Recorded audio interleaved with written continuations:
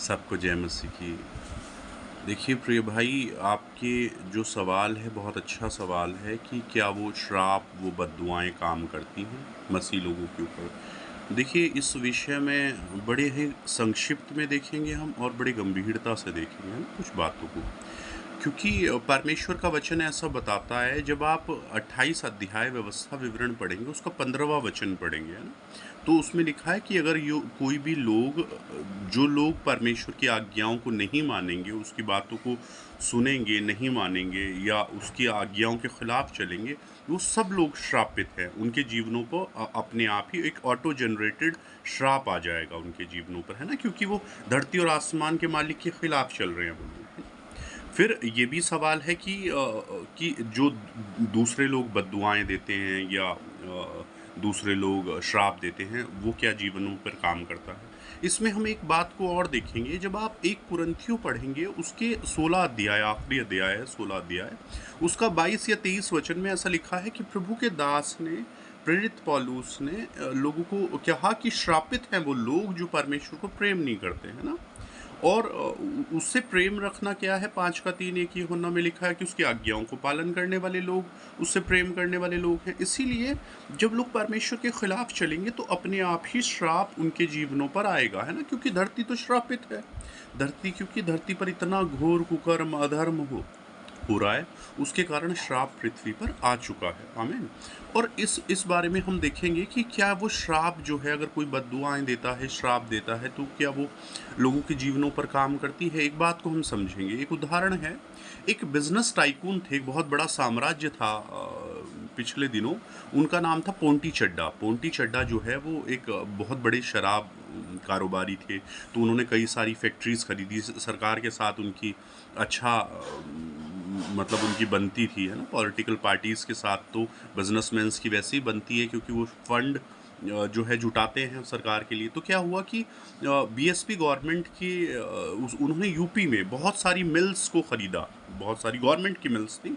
तो उसके कारण जो बहुत सारे मजदूर थे वो बेरोज़गार हो गए, बीआरएस उनसे भरवा लिया गया, नौकरियां उनकी चली गई। तो क्या हुआ कि उन्होंने, बहुत सारे लोगों ने सुसाइड किया। कई लोग अपने बच्चों को पालन पोषण नहीं कर सके, पर तरह तरह की तकलीफ़ें, जब कामकाज ही नहीं होगा तो तकलीफ़ें लोगों के जीवनों पर आएंगी। तो क्या हुआ कि वो जो पोंटी चड्डा थे, वो एनएसजी कमांडोज की पूरी सिक्योरिटी में रहते थे।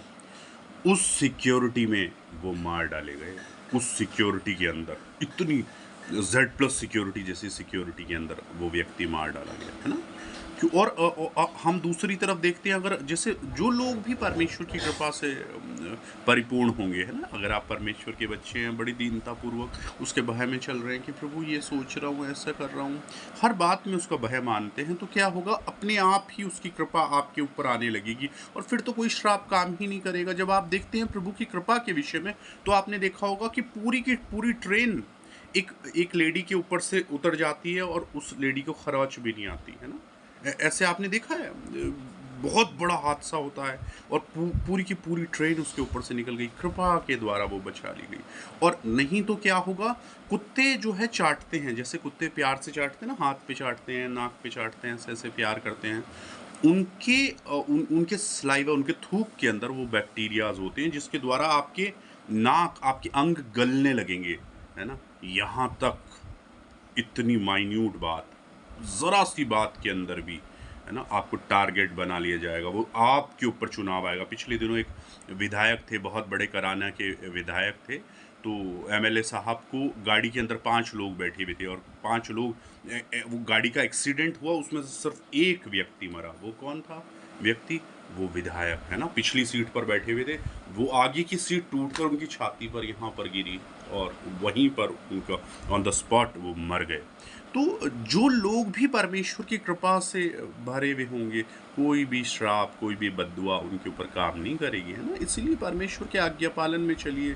देखिए, प्रार्थना करना एक भाग है, वचन पढ़ना एक भाग है ना? उपवास, ये सब चीज़ें किस चीज़ के लिए प्रेरित करती हैं हमें? उस जीवन शैली के लिए। जीवन शैली क्या है? आज्ञाओं को मानना। सुबह से शाम तक आप क्या परमेश्वर का क्रूस उठाकर चल रहे हैं, या अपनी मनमानी, अपने मन की इच्छा को पूरा कर रहे हैं? आपके जीवन का राजा कौन है? आपके जीवन का राजा, आपके जीवन पर राज्य कौन करता है? परमेश्वर का वचन, या फिर आप अपने राजा खुद हैं, मैं अपनी मनमानी मार्ग चलता हूँ, अपनी इच्छाओं को पूरा करता हूँ। ये बात को याद रखिए। देखिए, बुद्धि, ज्ञान, अकल, समझ से परिपूर्ण होते चले जाएँगे आप जब आप उसका भय मानेंगे। कैसे आप बुद्धिमान होंगे, है ना? जब आप उसका भय मानेंगे, उसके डर में चलेंगे। लिखा है उसका भय मानना ही बुद्धि का मूल है। आपके अंदर वो बुद्धि जब परमेश्वर का आप भय मानेंगे, उसके डर खौफ में चलेंगे, तो सबसे पहले क्या होगा? आप बुराई से बचेंगे, बुराई से, पाप से बचेंगे। और अगर आप पाप से बचेंगे तो क्या होगा? बुद्धिमान होते चले जाएंगे, श्रापित मार्ग पर नहीं जाएंगे। इसीलिए कोई भी श्राप, कोई आपको कुछ बोल रहा है, नाम धराई कर रहा है, आपका अपमान कर रहा है, आपको बहुत सारी बद्दुआएं दे रहा है, वो काम ही नहीं करेंगी जब आप उसकी कृपा से भरे हुए होंगे, है ना? आपकी उसकी उपस्थिति साक्षात आपके ऊपर होगी, है ना? गाड़ी के अंदर वो क्रूस कहाँ पर होगा? क्रूस गले में नहीं धारण करना है, जीवन में धारण करना है। क्योंकि गले में जो क्रूस आपने धारण किया, वो मनुष्य को दिखाई देगा, है ना? मनुष्य को दिखाई देगा। लेकिन जो क्रूस आपके अंदर है, आपके अंदर आपने स्थापित किया है, स्तुति हो, जो वचन साक्षात आपके अंदर रहता है, वो किसे दिखाई देगा? अंधकार के सारे साम्राज्य को वो दिखाई दे रहा है। इसलिए बड़ी दीनतापूर्वक आज्ञा पालन में चलिए। छोटी छोटी बातों में, माइन्यूट बातों में कड़वाहट इतनी सारी है, इतनी सारी है अंदर, कि मन शुद्ध ही नहीं है, तो कैसे आप उसके दर्शन को पाएंगे? इसीलिए जरा जरा सी माइन्यूट छोटी छोटी बातों के अंदर सावधान रहिए। बड़ी सीधी चाल चलिए, आप और आपका घराना निश्चित आशीर्वाद पाएंगे। इसीलिए आप लोग श्रापित नहीं हैं, क्योंकि आप प्रभु से प्रेम करते हैं। कोई भी श्राप आपके ऊपर नहीं पड़ेगा। याकूब के ऊपर कोई बद्दुआएं, कोई श्राप, कोई टोना टोटका, कोई मंत्र काम नहीं करता है। आमीन। है ना? परमेश्वर की महिमा के लिए फिर से मिलेंगे। आमीन।